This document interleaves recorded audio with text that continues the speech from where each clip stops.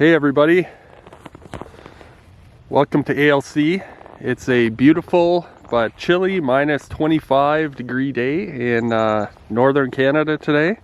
We got a little bit of snow last night, and I thought I'd show you this machine that is incredibly helpful for clearing snow from a hockey rink. You know, you could shovel, but this thing is very handy. It's a steel brusher, and it's an MM56C, and we usually used it before to pull rocks out of kind of the grass beside our gravel driveway, and it was really handy with that. But I found that this is really handy for pulling snow and pushing snow off a rink with little to no effort. Check it out right after this.